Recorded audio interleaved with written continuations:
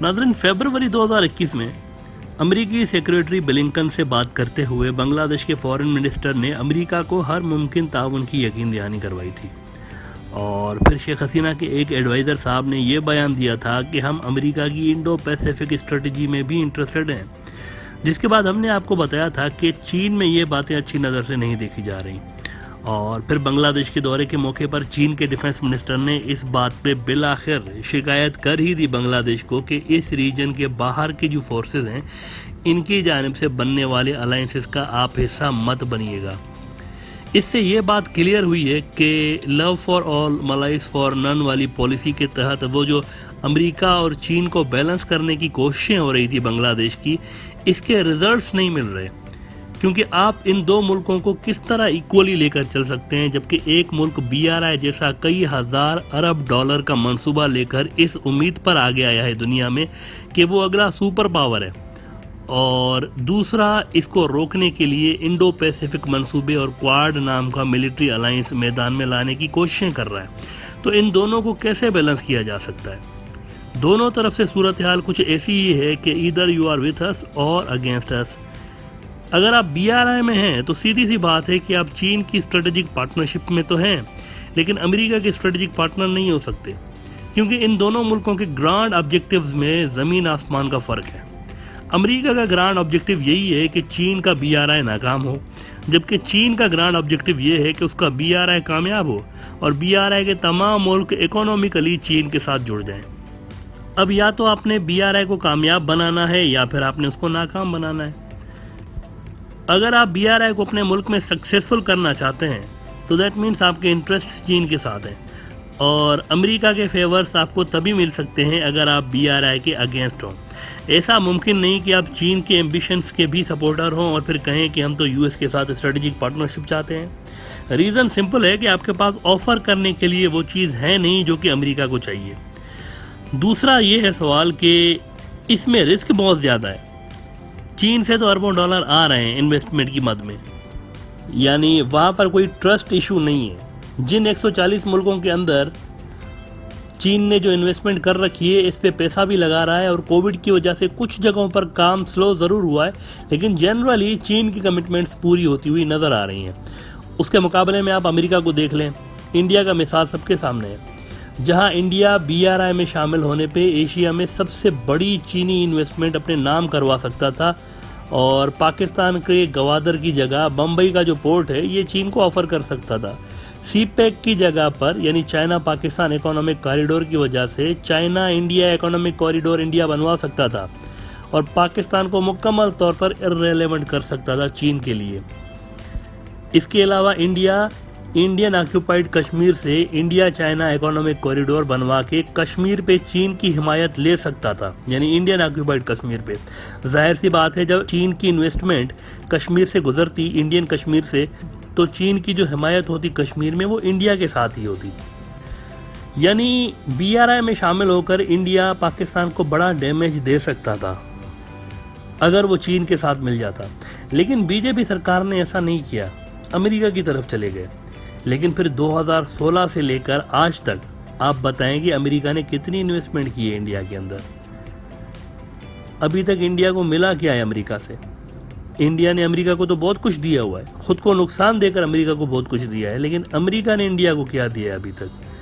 तो अगर बांग्लादेश भी अमेरिका की तरफ बिलफर्ज चला जाता है, फॉर एग्जाम्पल, जिसके इम्कान तो वैसे बहुत कम है, तो इस बात की गारंटी क्या है कि उसके साथ भी इंडिया जैसा सलूक नहीं करेगा अमेरिका? बहरहाल, now let's come to a real threat analysis.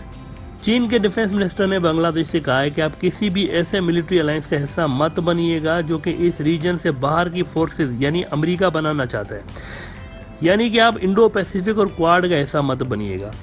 अब ये बात चीनी डिफेंस मिनिस्टर ने ऐसे हवा में नहीं की।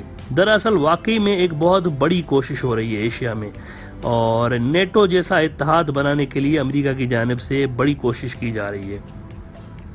हम आपको ये बता दें कि माजी में सोवियत यूनियन के खिलाफ अमेरिका नेटो बना के और नेटो की फ़ौज बना के इसको तोड़ चुका है, सोवियत यूनियन को तोड़ चुका है इसके ज़रिए, और आज तक अमेरिका ने नेटो रखी हुई है और नेटो रख के बैठा हुआ है रूस की वजह से, कि जब भी रूस आंखें दिखाएगा तो नेटो को आगे कर देंगे। अब ये यूरोप और रूस की सूरत हाल है। वहाँ अमेरिका अपना बंदोबस्त करके बैठा हुआ है कि जब भी रूस के साथ उसका टसल होता है तो नेटो आगे आ जाएगा।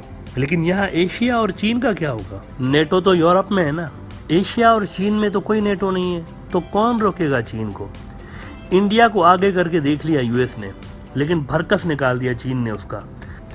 अगर आपके मुल्क के अंदर पैसा लगा हुआ है और अगर अमेरिका उसको ख़त्म करना चाहता हो तो it's no longer US versus China matter, फिर बात आपके अपने इंटरेस्ट पे आ जाती है। अगर आपके मुल्क के अंदर इन्वेस्टमेंट को ख़त्म करने की कोशिशें हो रही होंगी तो नाउ ये वो एक्सट्रीम सिचुएशन है जिस तरफ मामलात जा रहे हैं।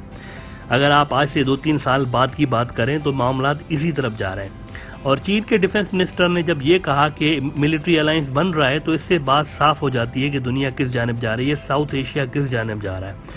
अब इसमें साल लगे, 3 साल लगे, एशिया में यूएस मिलिट्री अलायंस बनने की बातों के बाद ये साफ है कि मामला तेज़ी से उसी तरफ जा रहे हैं। और तब love for all malice for none वाली पॉलिसी जो बांग्लादेश की है ये शायद कारआमद साबित ना हो, ये शायद इफेक्टिव साबित ना हो। You will have to take a side at that time. इसका मिसाल दे दें हम आपको कि BRI पाकिस्तान में आया CPEC के नाम से। Now this was purely a commercial project, ये कोई मिलिट्री अलायंस नहीं है। CPEC ये एक इकोनॉमी से जुड़ा हुआ एक मंसूबा है, इसके अंदर कहीं भी मिलिट्री की इन्वॉल्वमेंट नहीं है। लेकिन क्या हुआ इसके बाद? आप देखें कि इंडिया की जानिब से उन प्रोजेक्ट्स पर हमले शुरू हो गए प्रॉक्सीज के ज़रिए। कभी BLA कोई कार्रवाई करता है CPEC के किसी मंसूबे पे, कभी TTP कोई कार्रवाई करता है। नाउ BLA और TTP को यहाँ पर आप समझ लें anti-BRI मिलिटेंट अलायंस। ये मिलिटेंट्स हैं और इन्होंने एक अलायंस बनाया कि भाई हमने CPEC को रोकना है, यानी BRI को रोकना है। इसको ले आए आप लार्जर पिक्चर में, यानी ये जो TTP और BLA वाला जो सिनारियो है इसको आप इंटरनेशनल सिनारियो में लेकर आ जाएं और वो बनेगा अमेरिका का क्वाड उसी तरह का एक सेम मिलिटेंट ऑर्गेनाइजेशन है।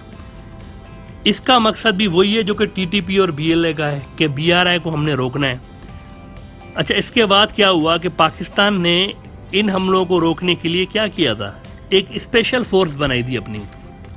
नाउ ये पाकिस्तानी फोर्स क्या है, ये प्रो BRI मिलिट्री फोर्स है, यानी एक मिलिटेंट ग्रुप बना, इसको आप क्वाड समझ लें जो कि TTP है पाकिस्तान में, और उसके जवाब में पाकिस्तान ने फोर्स बनाई, इसको आप चीन का मिलिट्री अलायंस समझ लें। तो जो चीज़ें पाकिस्तान में लोकल लेवल पर हो चुकी हैं ये अब आलमी सतह पर होने जा रही हैं। कुछ इसी का एक्शन रिप्ले, लेकिन बहुत बड़े पैमाने पे। ये तो छोटे पैमाने पे हुआ है ना पाकिस्तान में कि एक anti-BRI फोर्स बनी है, उसके मुकाबले में प्रो BRI फोर्स बनी है।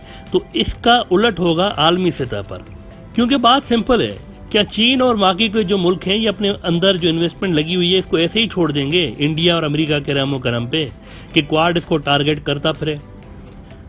यानी कि क्वाड का मुखालिफ चीनी ग्रुप बनना भी नेचुरल बात है। अब जब अगले कुछ साल में ये 2 ग्रुप्स खुल के सामने आ जाएंगे तब बांग्लादेश की क्या पॉलिसी होगी, love for all malice for none? क्या ये पॉलिसी तब काम करेगी? इसका मतलब है कि बांग्लादेश को अभी से ही एक क्लियर पॉलिसी की ज़रूरत है कि हम रिलेशन अच्छे सबके साथ रखना चाहते हैं, झगड़ा किसी के साथ नहीं है, लेकिन हमारी असल डायरेक्शन किस ग्रुप की जानिब है, हम असल में कहाँ जाना चाहते हैं, ये डिसाइड करना अभी बाकी है।